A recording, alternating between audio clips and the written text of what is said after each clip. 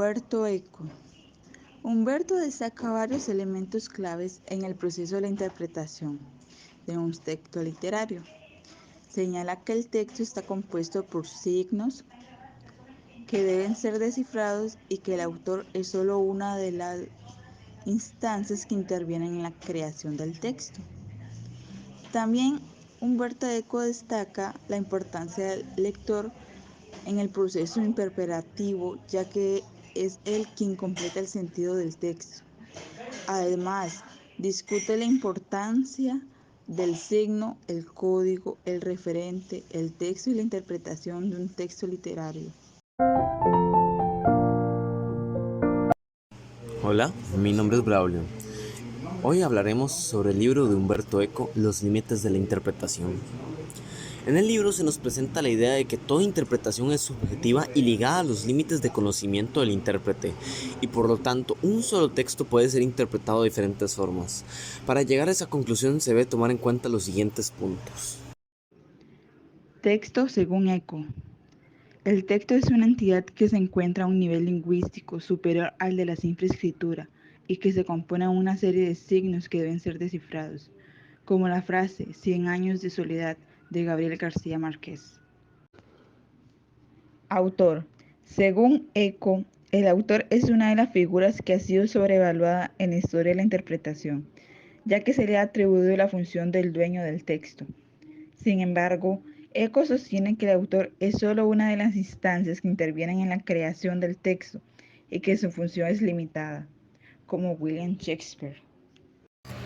Para Eco, el lector es una figura fundamental en el proceso interpretativo, ya que es él quien completa el sentido del texto. El lector aporta sus propias experiencias y conocimientos al texto y lo interpreta de acuerdo con su contexto personal. Por ejemplo, un estudiante de literatura que analiza un texto en profundidad para su trabajo final, un lector casual que disfruta de una novela en su tiempo libre, un crítico literario que escribe una reseña sobre un libro.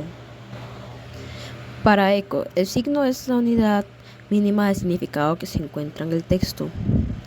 Cada signo tiene un significado que se relaciona con los demás signos del texto para construir el sentido global. Ejemplos: la palabra amor en un poema de Pablo Neruda, un personaje de una novela que se muestra a sí mismo como un detective, la descripción de un paisaje en un cuento corto.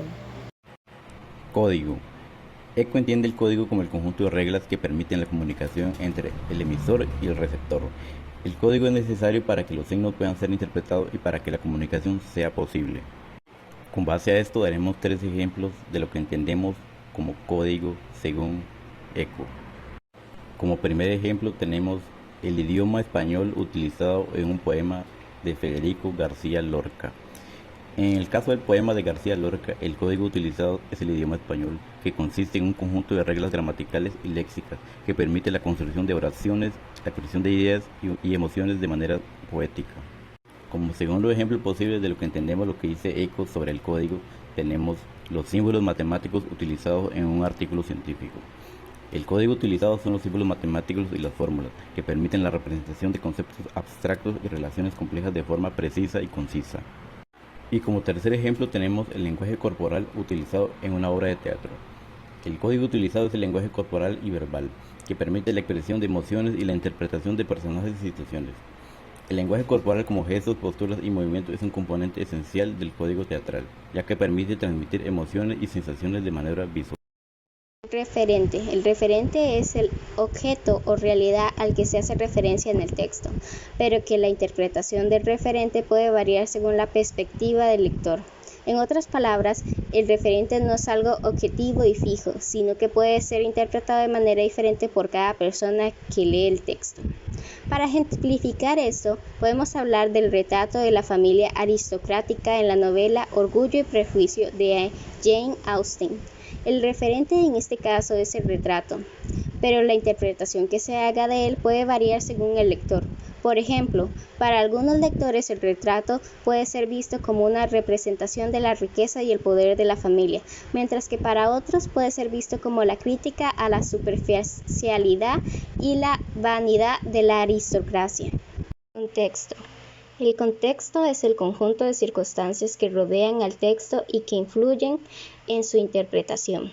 Es decir, que el significado y la comprensión de un texto no pueden separarse del contexto en el que se produjo y del contexto en el que se interpreta.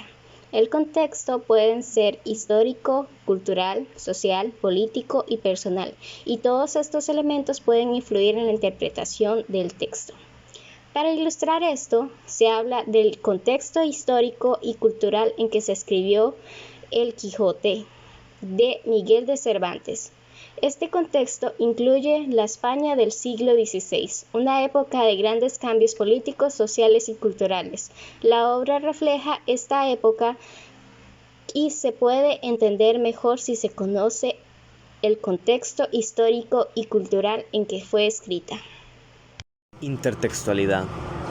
Eco hace hincapié en que todo texto está en diálogo con otros textos que lo ha precedido y que forman parte de la tradición literaria. La intertextualidad es la relación que se establece entre un texto y los textos que han precedido, ya sea a través de la referencia explícita o de la influencia implícita en el estilo, la temática o los personajes. Para Eco, la intertextualidad es una fuente de riqueza y complejidad en la interpretación de los textos literarios. En el uso de las referencias literarias en Los detectives salvajes de Roberto Bolaños se puede ver presente, o también en la influencia de la mitología griega en Ulises de James Joyce, la relación entre Hamlet de Shakespeare y Rosencrantz y Gould de...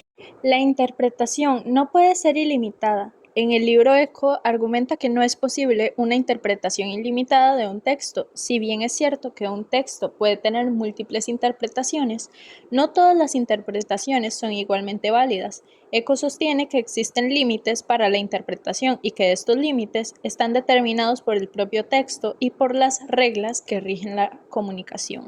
Ejemplo 1. El poema La canción del pirata de José Espronceda.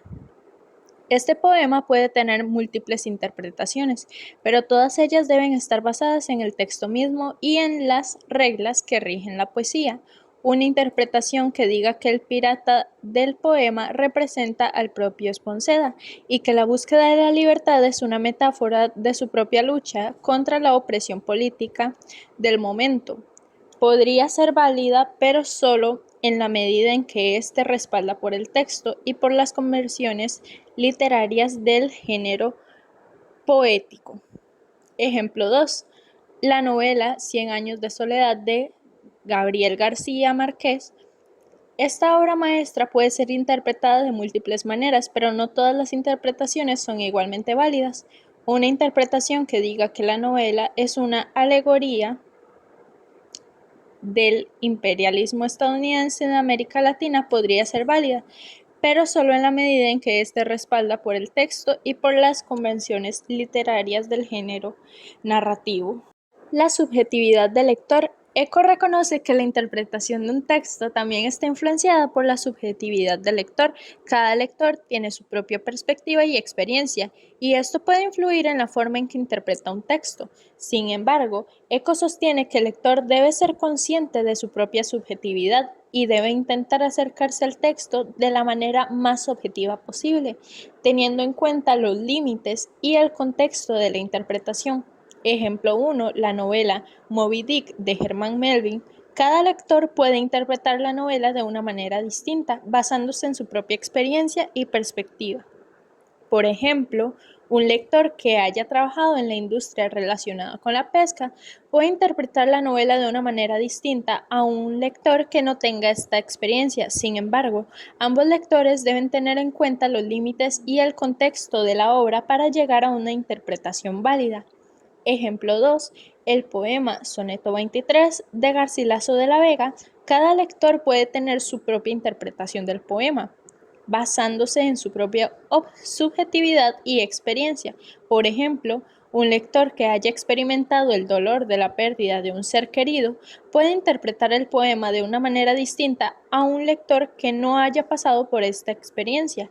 Sin embargo, ambos lectores deben tener en cuenta los límites y el contexto del poema para llegar a una interpretación válida. Oh, wait, you agree, let me see it, but you